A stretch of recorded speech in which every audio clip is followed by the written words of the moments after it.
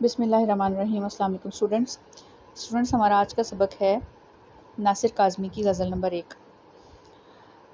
ناصر کاظمی کا تعارف پہلے آپ لوگوں سے کرا دیتی ہوں کہ ناصر کاظمی کی شاعری کیسی ہے اور ناصر بحیثیت شاعر کیسے ہیں۔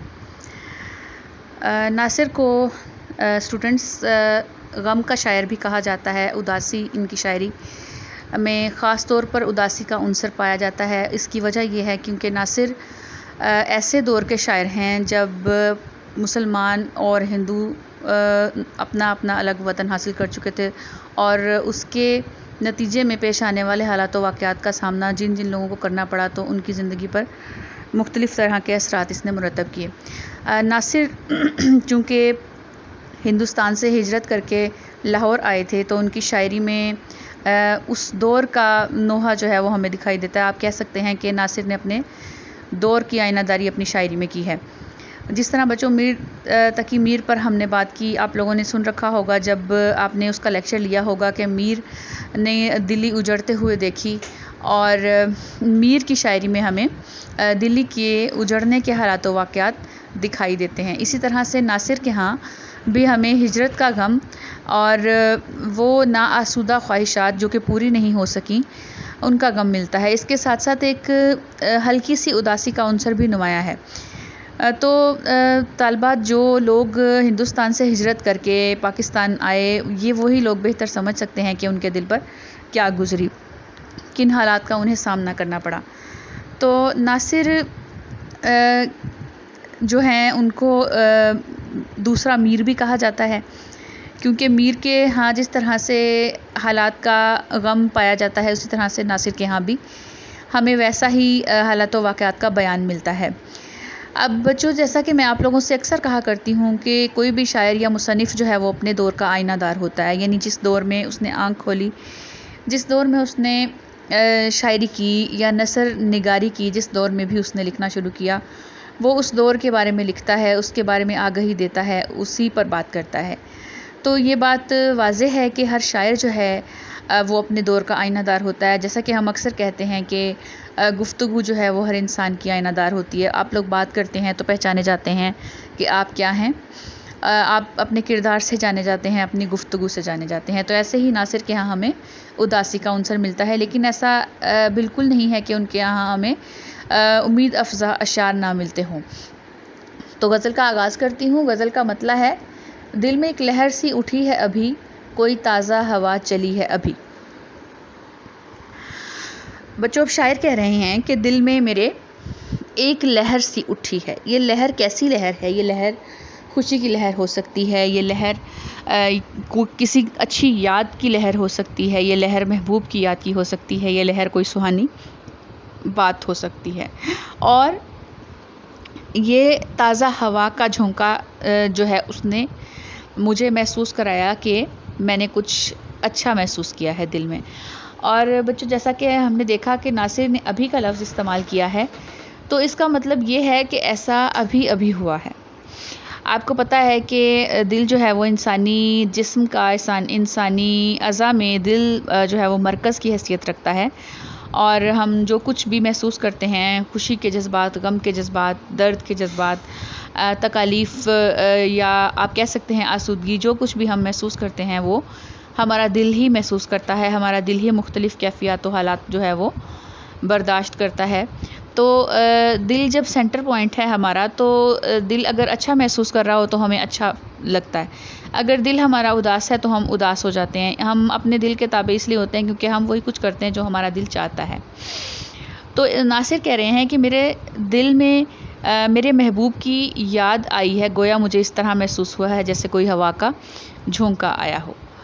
اور جب میں نے یہ آپ سے ذکر کیا کہ ابھی کا لفظ استعمال ہوا ہے، تو اس کا مطلب یہ ہے کہ ابھی ابھی ایسا ہوا ہے، کیونکہ آپ کو پتہ ہے کہ ہر آن میں، ہر سیکنڈ میں، ہر لمحے میں انسان مختلف کیفیات کا شکار ہوتا ہے اور مختلف حالات و واقعات اس کو درپیش ہوتے ہیں۔ تو ناصر نے یہ بتایا ہے کہ ابھی ابھی ایسا مجھے محسوس ہوا ہے جیسے میرے دل میں میں نے لہر سے آپ یہ بھی مراد لے سکتے ہیں کوئی اچھی یاد، کوئی اچھی بات، یا کوئی اچھے محسوسات جو بھی شاعر کو محسوس ہوئے ہیں اس وقت.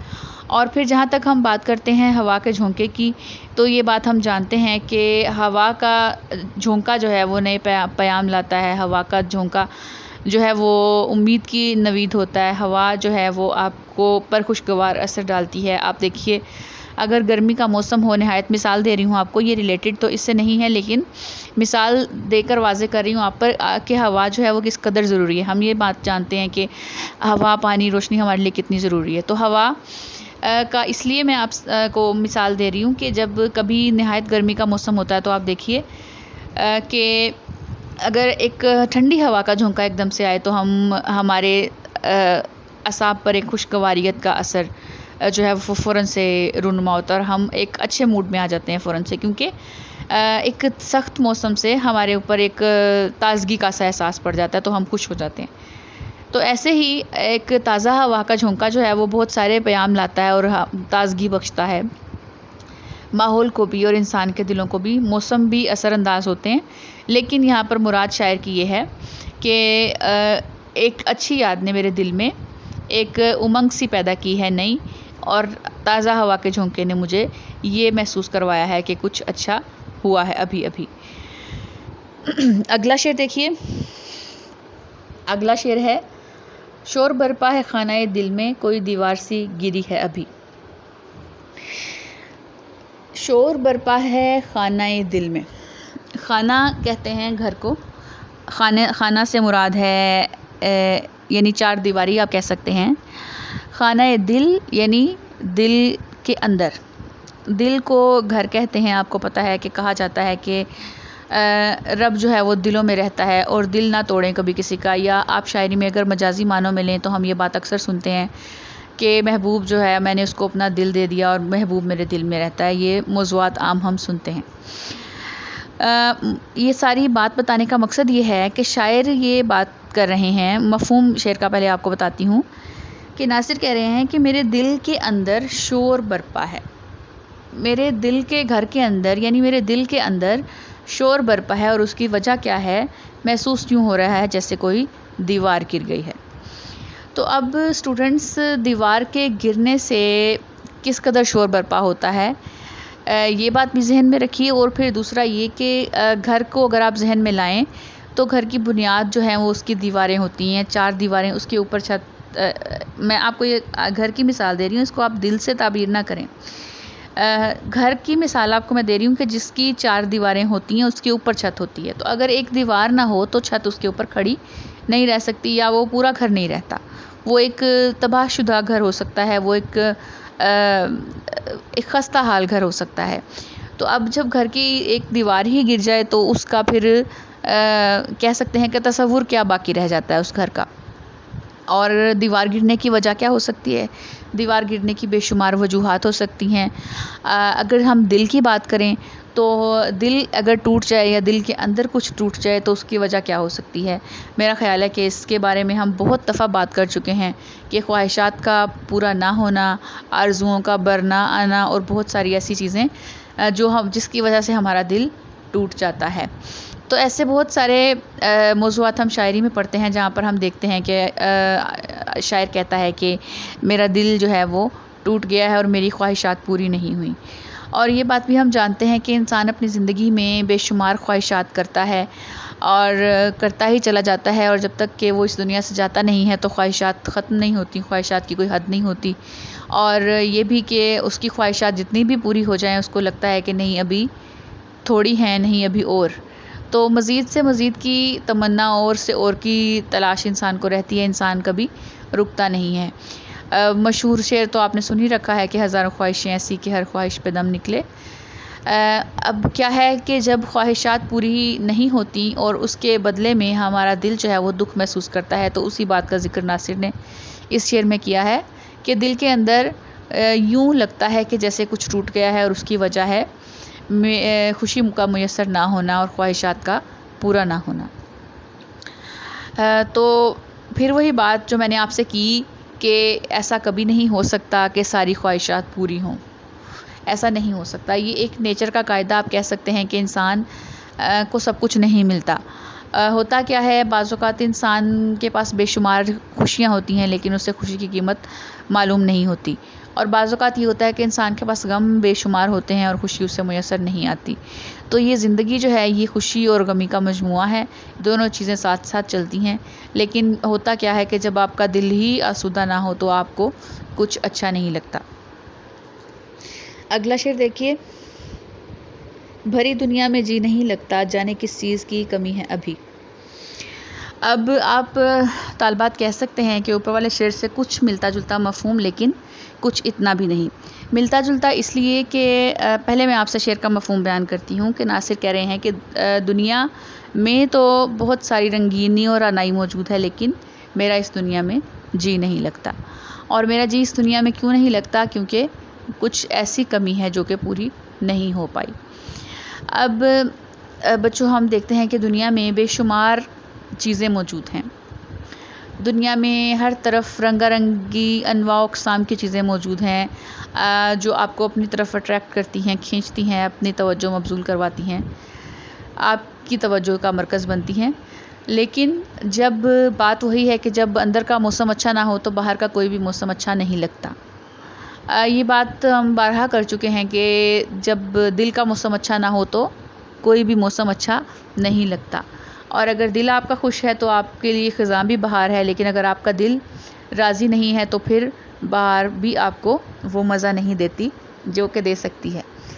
تو اگر آپ مطمئن ہیں تو آپ کے لیے کانٹے بھی پھول ہیں، لیکن اگر آپ خوش نہیں ہیں تو آپ کے لیے پھول بھی پھول نہیں ہیں۔ انسان کی کچھ آپ کہہ سکتے ہیں کہ فطرت ایسی ہے کہ اگر وہ مطمئن نہیں ہے، اگر وہ خوش نہیں ہے تو اس کے سامنے دنیا جہان کی چیزیں کیوں نہ ہوں اس کو وہ خوشی نہیں دے سکتی، بلکہ اس کو لگتا ہے کہ جیسے کچھ کمی سی ہے، کیونکہ اس کا اندر خوش نہیں ہے۔ جب اس کا دل خوش نہیں ہے تو وہ کوئی بھی خوشی اس کو خوشی نہیں لگتی۔ تو ناصر بھی کچھ ایسی ہی کیفیت بیان کر رہے ہیں کہ دنیا میں تو ہر طرف رنگینی اور رعنائی موجود ہے، لیکن میرا اس دنیا میں دل نہیں لگتا، اور اس کی وجہ کیا ہے کہ مجھے کچھ کمی محسوس ہوتی ہے، اور وہ کمی کیا ہے؟ ظاہر سی بات ہے، وہ کمی محبوب کی کمی ہے، وہ کمی اس چاہنے والے کی ہے جو کہ پاس نہیں ہے، اور اس کے علاوہ آپ کہہ سکتے ہیں کہ وہ ناآسودہ خواہشات جو پوری نہیں ہوئی جس کی وجہ سے خوشی میسر نہیں آتی یا خوشی نہیں لگتی۔ اب بچوں، ہم نے شاعری میں یہ بھی تصورات پڑھے، میں آپ کو بتانے کے لیے یہ بات کر رہی ہوں کہ بعض شعراء نے یہ بھی کہا کہ ہنستے جو دیکھتے ہیں کسی کو کسی سے ہم، منہ دیکھ دیکھ روتے ہیں کس بے کسی سے ہم۔